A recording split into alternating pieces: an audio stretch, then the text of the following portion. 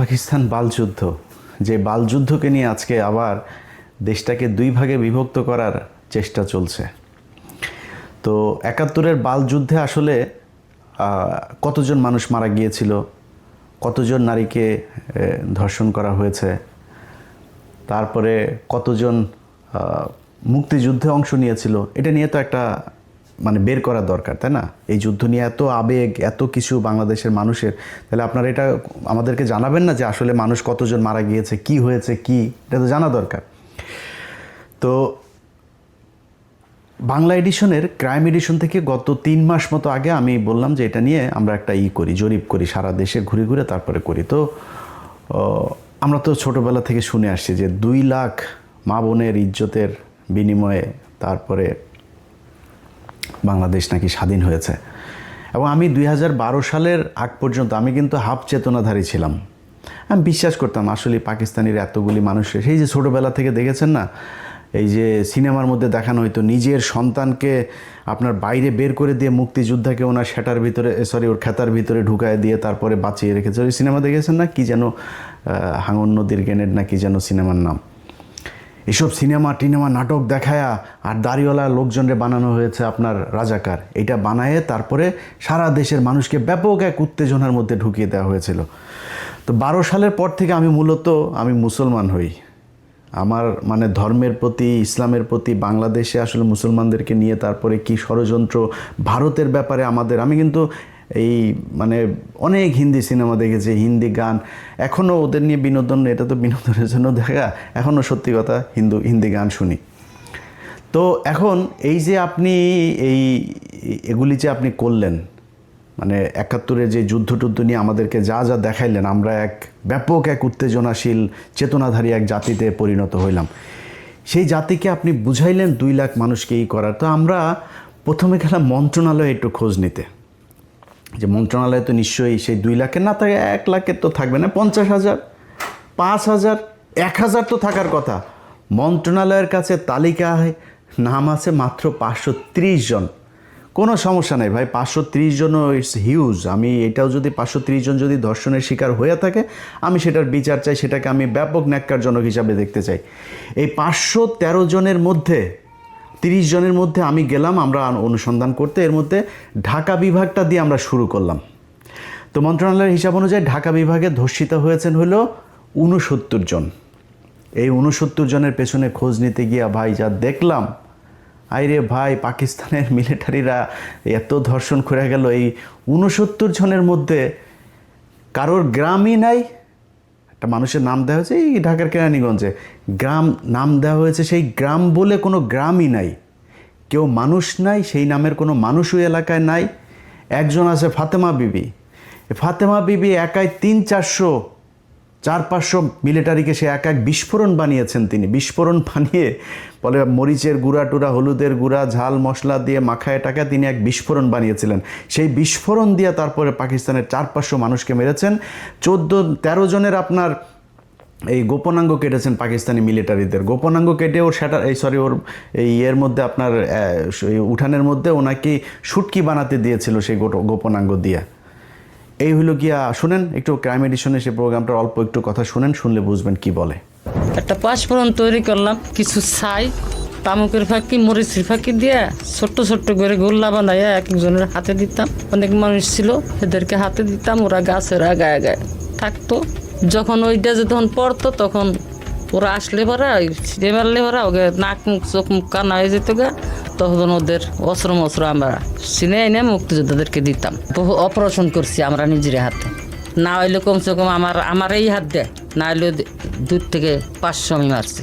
আমি 11 জনের জীবিত অবস্থায় তাদের পুরুষঙ্গ কেটে লেছিলাম কাঁচি দিয়া, বক কাঁচি দিয়ে কাইটটা আমি টাকি মাছের মতন শুটকি দিছিলাম। এই হইল কি আমাদের মুক্তিযুদ্ধের ধর্ষিতাদের অবস্থা।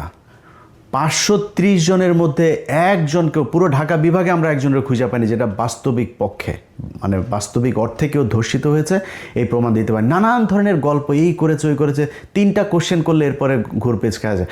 আমার 4-5টা ভাইকে, আপনার 4 ভাই আর 1 বোনকে মারা হয়েছে 71 সালে। সেই 4 ভাইয়ের নাম বলতে বললে এক একবার এক এক ভাইদের নাম বলে। আবার পেটের বাচ্চা মারা গিয়েছে, বাচ্চার বয়স কত ছিল, পাশের থেকে আরেকজন বলে আপনার তো বাচ্চা টাচ্চা ছিল না, কয় পেটের ভেতরে শহীদ হয়েছেন। শোনেন একটু কি বলে। ফরিদ, আরেক ভাইয়ের নাম আছিল দরবেশ, আরেক ভাইয়ের নাম ছিল Mansur Ali. Reid Hoffman is one of Silicon Valley's most respected visionaries. And this is what he posted. If you use products like আরেক ভাইয়ের নাম ছিল নূর মোহাম্মদ, আমার বোনের নাম ছিল নাজমা। নাজমা আমার ছোট ছিল, আমার বোনকে ওই জায়গায় মাইরে ফেললো ফরিদ, শেখ ফরিদ। আমার আরেকটা ভাইয়ের নামও শেখ ফরিদ আছে, জীবিত, বুঝলে না, আগে ছিল আমার বড়।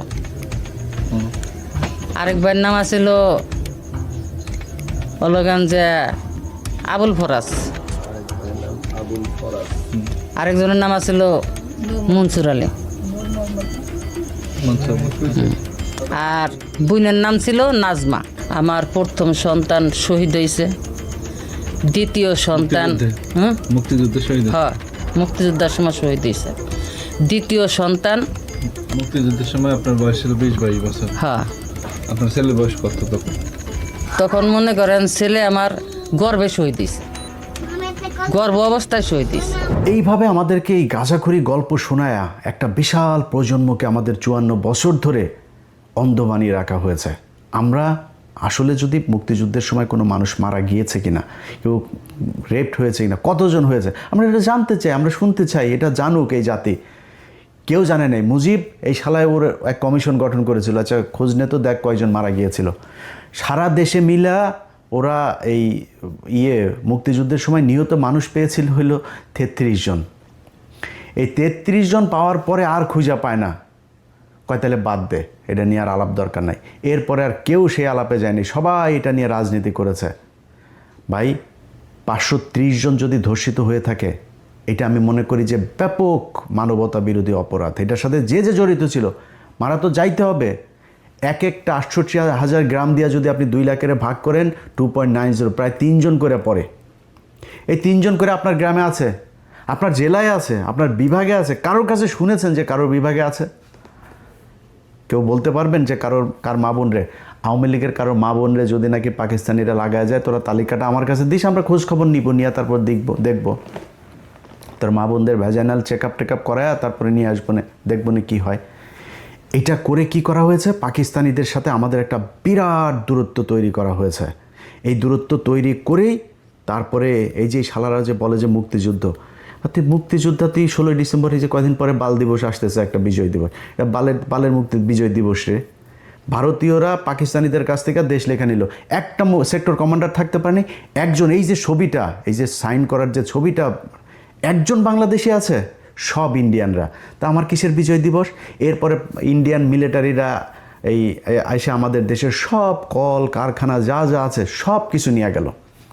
আজকে আমরা বলি না যে আমাদেরকে ব্যাপকভাবে বঞ্চিত করা হয়েছে, উনি পশ্চিম পাকিস্তান পূর্ব পাকিস্তান থেকে সব নিয়ে যেত, পূর্ব পাকিস্তানে কিচ্ছু করা হয় নাই। ভাই ইতিহাস যা গিয়েছে সব বাদ দেন, কয়জন ধর্ষণ হয়েছে বাদ দেন, মুক্তিযোদ্ধা কয়জন ছিল আর নিহত কয়জন হয়েছে সব বাদ দেন, ওগুলি past.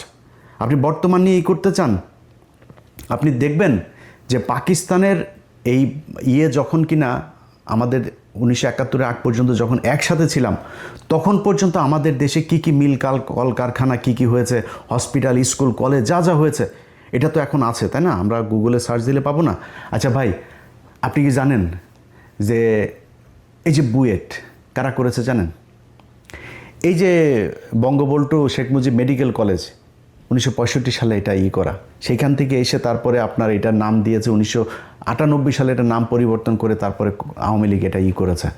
BUET, KUET, RUET, CUET, Chittagong medical, sir Salimullah medical, Rangpur medical, Mymensingh medical, যত রাজশাহী মেডিকেল, রাজশাহী ইউনিভার্সিটি। আরে ভাই যুদ্ধের ঠিক 1 বছর আগে 1970 সালে জাহাঙ্গীরনগরটা দিয়ে গিয়েছে। মিল কলকারখানার নাম শুনবেন, Adamjee jute mill, Dhaka jute mills limited, Amin jute mills limited, Khulna jute mills, Karnaphuli rayon mill, Pragati industries, Kaptai জলবিদ্যুৎ, Chandraghona paper mill, Ispahani cotton mills, Khulna news print, Chittagong dry dock, eastern refinery limited, যা যা আছে এগুলো সব পাকিস্তান করে দিয়ে গিয়েছে। আপনি জানেন এই যে কমলাপুরটা আছে না, আমাদের বিশাল সুন্দর এক কমলাপুর রেল স্টেশন পাকিস্তান করে দিয়েছে। যে জাতীয় সংসদ ভবনটা আছে না, এই সংসদ ভবনটা এই পাকিস্তান তারপরে করে দিয়ে গিয়েছে এই দেশে। আপনি আমারে বলেন 1971 সালের পর থেকে ঢাকা মেডিকেল 1921 সালে প্রতিষ্ঠিত, কিন্তু এটার বেশিরভাগ যে বিভাগগুলো আছে, ঢাকা মেডিকেলটা ব্রিটিশ আমলে করে দেয়া, এটার যত মানে এই এক্সটেনশন সব পাকিস্তান আমলে করা হয়েছে। এখন এই যে ঢাকা মেডিকেলে আপনি যুদ্ধ হয়েছে না 1971 সালের আগে, এটার বলা হতো প্রাচ্যের অক্সফোর্ড। সেই প্রাচ্যের অক্সফোর্ড 1971 সালের পর থেকে এটার এক্সটেনশন কি হয়েছে জানেন? 1974 সালে চারুকলা একাডেমি অনুষদ। চারুকলা এক অনুষদ ছাড়া এই ঢাকা মেডিকেলে, ঢাকা বিশ্ববিদ্যালয়ের যা যা আছে সব কিছু অধঃপতন হয়েছে। একটা মিল কলকারখানা বলেন তো, কোন মিল কলকারখানা আমাদের এই দেশে হয়েছে 1971 সালের পরে? গার্মেন্টস হয়েছে। আমাদের দেশের নারীদেরকে সব ন্যাংটা করে তারপরে রাস্তায় নামাইছেন, সারাদিন না খায় থাকে, না খেয়ে থেকে তারপরে সেখানে প্রতি মাসে 5,000, 7,000, 10,000, 15,000 বেতন পায়। মাস শেষে পুষ্টিতে ভোগে, বিয়ে হয় না, বাচ্চা হয় না, টিনের চালার ভিতরে এক এক ঘরের ভিতরে গাদাগাদি করে 8জন 10জন থাকে। সকালে ভোরে থালাবাটি নিয়ে তারপরে যায়, রাত 8টা 9টার সময় আসে। যেগুলি একটু সুন্দরী তাদেরকে গার্মেন্টস মালিক ওই সুপারভাইজার টাইজারেরা করে কোনটা খায়।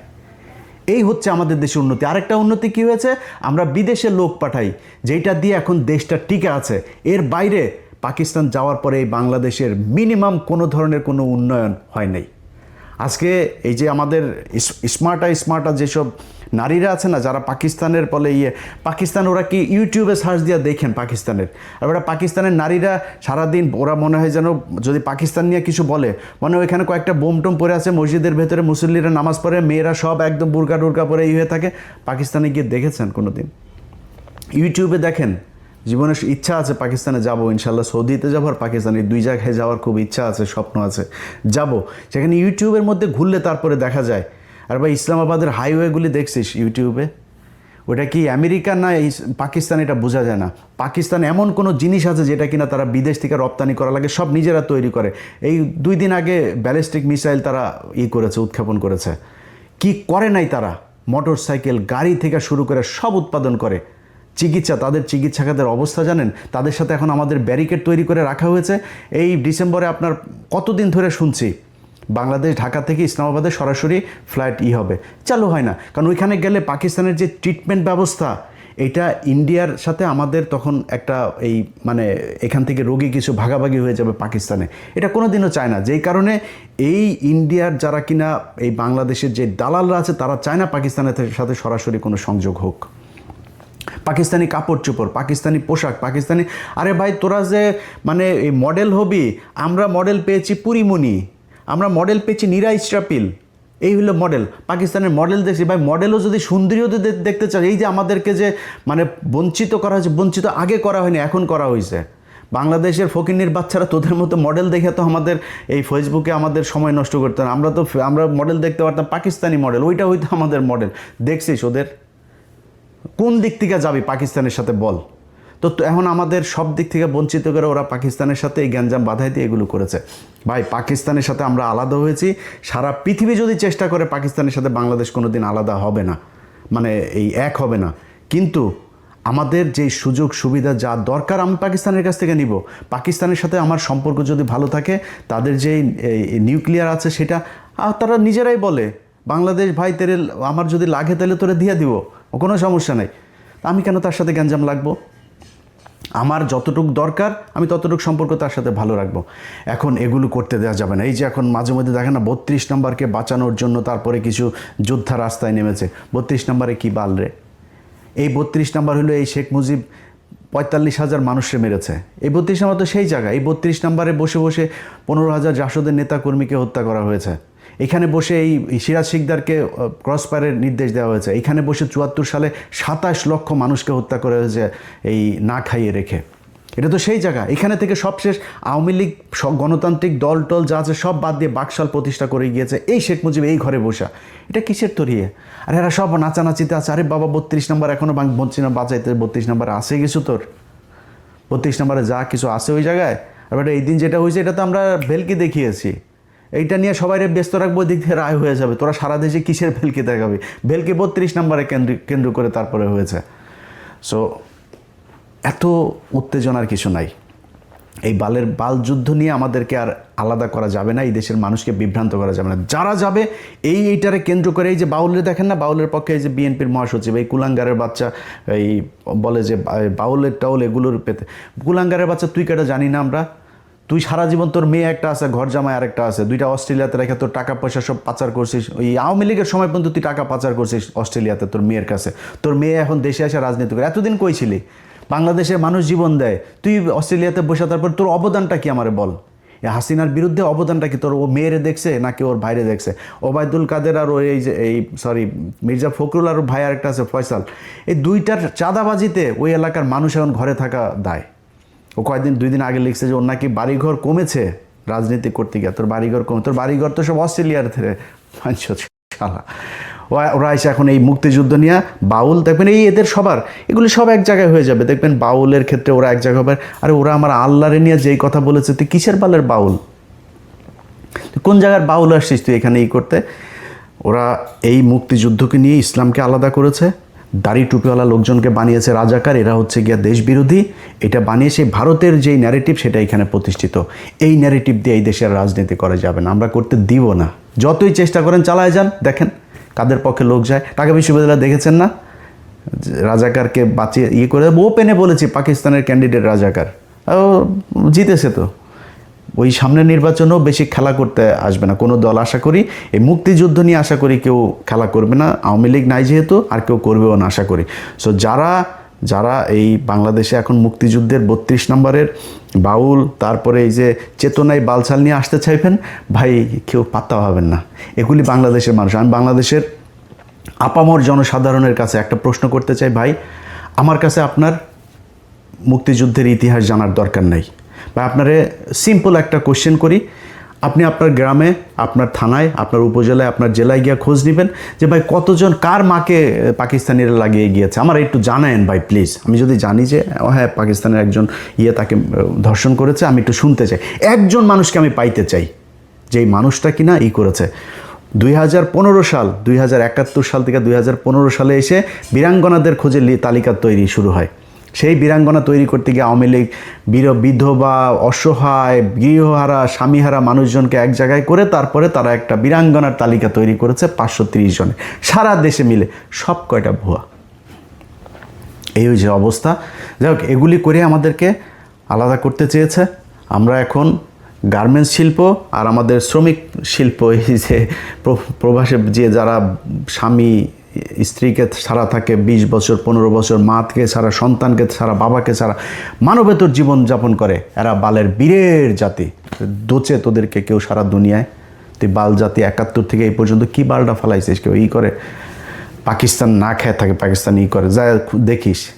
আমরা তো এনে থাকি পৃথিবীর সবচাইতে রেইনবো জাতির সাথে আমরা থাকি। এখানে আমরা জানি যে একটা বাঙালি এক জায়গায় গেলে তার কি, আর একটা পাকিস্তানি গেলে তার মিডিল ইস্টে আমার বাংলাদেশের সবচেয়ে বেশি মানুষ থাকে। জিজ্ঞেস করি যায় যে একটা পাকিস্তানি একটা লোক সৌদিয়ানের কাছে কি, আর একটা বাংলাদেশের মানুষ কি। কুত্তার মতো দাম দেন আমাদেরকে, তোদের মতো বাঞ্চত মার্কা রাজনীতিবিদদের জন্য আমরা আজকে এই কুত্তার জাতি হিসাবে সারা দুনিয়ার মধ্যে কিচ্ছু নাই, আমার কিচ্ছু নাই।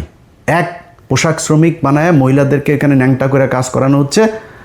না আছে কোনো না আছে তাদের নিরাপত্তা, না শারীরিক নিরাপত্তা, মানসিক, আর্থিক, সামাজিক কোনো নিরাপত্তা নাই। রাস্তায় নামায় দেওয়া হয়েছে, এর নাম তাদের চেতনা। বাউলগিরি করে যে শালারা করে, ওই যে আমাদের চুয়াডাঙ্গার মেয়ে, আমাদের চুয়াডাঙ্গা সরোজগঞ্জের মেয়ে সালমা, সে বলেছে যে এগুলির ব্যাপারে খুব শান্টিং দিয়েছে। কয়েকজন বাউল নারী বলেছে এরা বেডে না গেলে এরা প্রোগ্রামে তাদেরকে অ্যাটেন্ড করতে দেয় না। সো খেলাধুলা ভাই সব একই জিনিস। ওই যে সবশেষ আপনাদেরকে একটা জিনিস শোনাই। গোপালগঞ্জে গিয়েছিল আমাদের একজন হেলেনা নামে এক চাট দোকানদারকে আপনার বীরাঙ্গনা বানানো হয়েছে। সেই বীরাঙ্গনাকে আপনার গোপালগঞ্জের আওয়ামী লীগের নেতারা ঢাকায় এনে কি করে তারপরে তাকে বীরাঙ্গনার তালিকায় নাম ঢুকিয়েছে, তার কাছ থেকে শুনে অনুষ্ঠান শেষ করি। হেলেনা ওই যে মুক্তিযোদ্ধার চাট দোকানদার যে মহিলা, ও কি বীরাঙ্গনা নেই? 71 সালে জন্ম হয়নি। পরে কি বীরাঙ্গনা বানায় রাখছে? ওরে বানায় রাখছে যে কয়জন নেতারা ওরে ঢাকা নিয়ে খেলাই টেলাইয়া ওই করছে, বানাইছে নেতারা এরম করছে ঢাকা নিয়ে আর টাহা নেছে। আরে ও তো আইডি কার্ড দিয়ে হয়তো জন্ম স্বাধীনই করে পয়সা তুই যাওয়া আমাকে লাভ নাই, খালি আমরা একটা করে দেওয়ানে অফিসে উল্টোই ফেলাই।